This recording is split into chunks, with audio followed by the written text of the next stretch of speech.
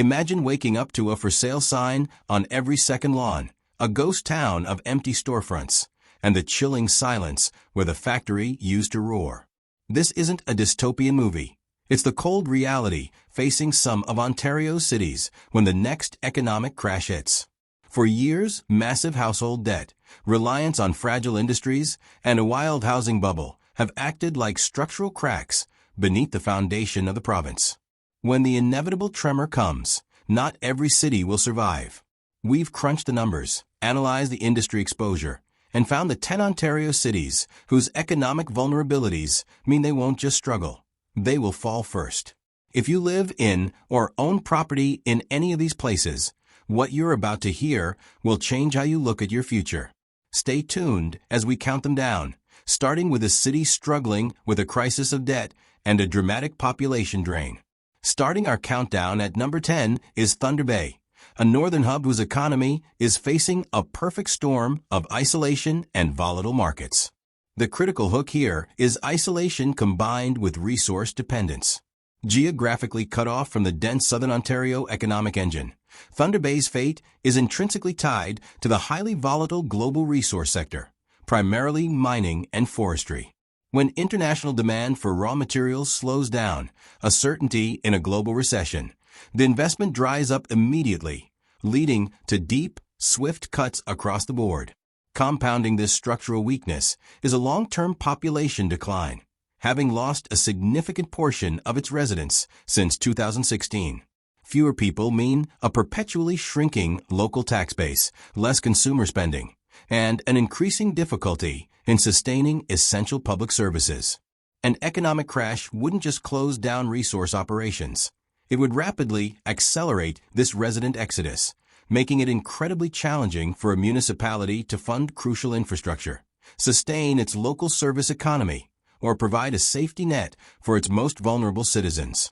Our ninth most vulnerable city is London, a crucial hub in southwestern Ontario that faces a crisis of overexposure to external forces.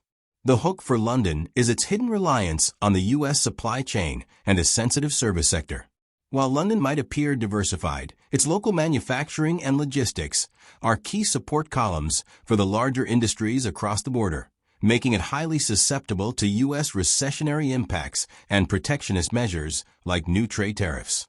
A slowdown in the American auto or manufacturing sector sends ripples right through London's factories and service providers. Critically, London's local real estate market experienced massive, rapid price inflation over the last decade, particularly driven by regional migration. A deep recession would trigger mass layoffs in its core sectors, just as highly leveraged homeowners see their property values plunge. This simultaneous shock, a manufacturing downturn collapsing right into a housing correction, would severely pressure the city's important professional, financial, and insurance services, leaving the local economy with no stable pillar to lean on. Next up, the bustling Kitchener-Cambridge-Waterloo region, the famous Tech Triangle, sits surprisingly high at number 8. This one surprises many, but the crucial hook is volatile, interest rate sensitive, investor-driven growth. While the area boasts a thriving innovation ecosystem, the tech sector is notorious for being the first to feel pain in a credit crunch, relying heavily on venture capital and easy funding. An economic crash typically freezes the capital markets, leading to immediate, widespread tech layoffs that disproportionately affect this region. Even more concerning is the area's real estate profile, which has seen rampant speculation by both local and international investors. When interest rates make holding these properties unprofitable, highly leveraged investors quickly move to liquidate assets. This mass sell-off of investment properties would cause a sudden, severe drop in housing values, shattering the accumulated wealth and consumer confidence of even the established non-tech residents, accelerating a vicious cycle of contraction. Moving back to Northern Ontario for number 7, we find Sudbury. The key hook for this city is its historical dependence on a single, globally traded commodity, nickel. While Sudbury has made significant efforts to diversify its economy into important fields like education, healthcare, and research, its underlying fiscal stability and employment rates remain deeply, critically intertwined with the cyclical nature of the global metals market. A severe global recession would inevitably crater commodity prices, triggering significant slowdowns, reduced investment, and potential mass layoffs in the primary mining operations. For a resource-heavy city, a crash is not just a slowdown, it's an immediate drain on its primary source of income. This would quickly erode the progress made in diversification, reigniting the worst aspects of its deindustrialization era and leaving the municipal government with a suddenly high unemployment rate and a shrunken, overburdened tax base. Cracking the bottom half of the list at number 6 is Oshawa, a city whose economic destiny has historically been defined by its largest industrial employer. The central hook is decades-long industrial fragility and workforce uncertainty. Although it has attracted new development, Oshawa is still grappling with the long-term, systemic effects of past deindustrialization in the automotive sector. This leaves its large workforce and extensive network of local suppliers acutely vulnerable to the next major shock in the integrated North American auto market. When a crash forces consumers to halt big-ticket purchases, the ripple effect on auto production is immediate and profound. History shows that when the broader economy contracts, it's the cities that have yet to fully transition from an old, single-industry backbone that find themselves least able to create new jobs or absorb the sudden increase in unemployment, leading to chronic, severe economic stagnation. Entering the top 5 is Peterborough, which epitomizes the risk faced by many mid-sized cities. The critical hook here is a dangerous fusion of structural economic decline and catastrophic household debt. Like many Ontario communities, Peterborough has wrestled with the fallout from manufacturing decline for years. However, recent reports place it highly, often in the top 5, among Canadian cities for average household credit card debt per capita. This high consumer leverage means its residents' financial health is extremely fragile.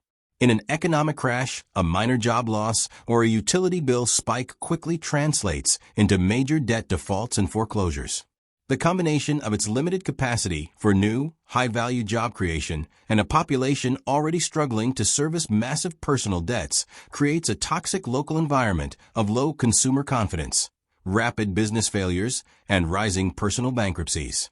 Our fourth most vulnerable city is Hamilton, a prime example of a modern, mixed-risk economy.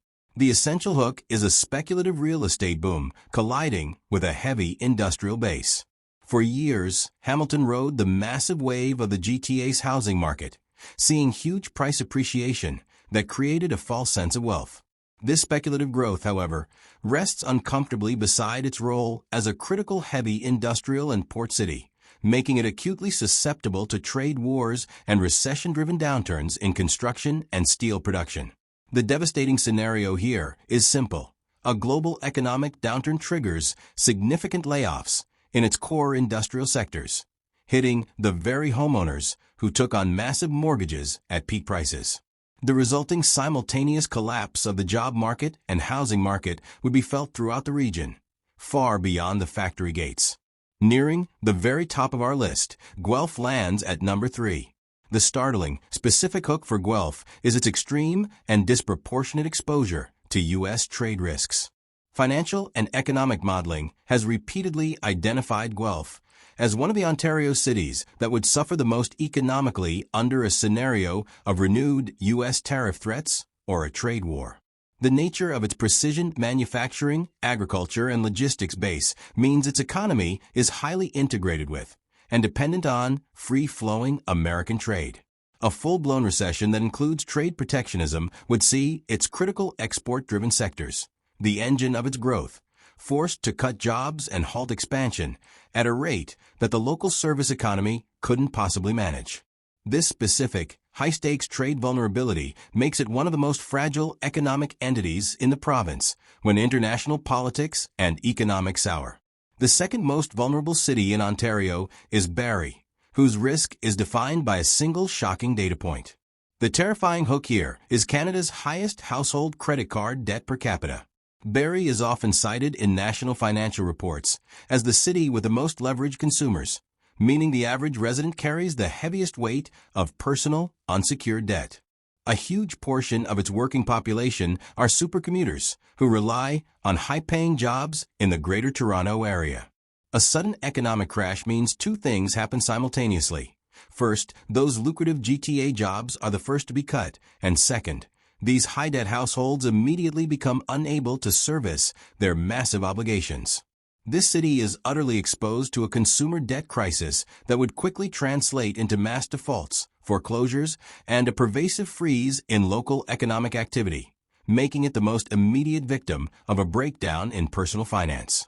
At number 1, the city most likely to collapse first in a severe economic crash, Windsor. The ultimate crushing hook for Windsor is its singular, decades-long, and unavoidable dependence on the highly volatile U.S. automotive industry. Windsor is not just a participant. It is the true canary in the Canadian economic coal mine. It faces the triple threat of economic collapse, hyperexposure to U.S. recessions, massive reliance on the cyclical, unstable manufacturing sector, and a historically weak long-term economic growth profile. When the North American auto sector slows, Windsor is the first to see factory lines halt and job announcements vanish. A major, sustained economic crash would lead to widespread factory shutdowns, border trade seizing up, and a devastating unemployment crisis that would make its past, well-documented economic struggles look tame by comparison. Windsor is ground zero for a Canadian manufacturing contraction. This list is more than just research. It's a critical financial warning.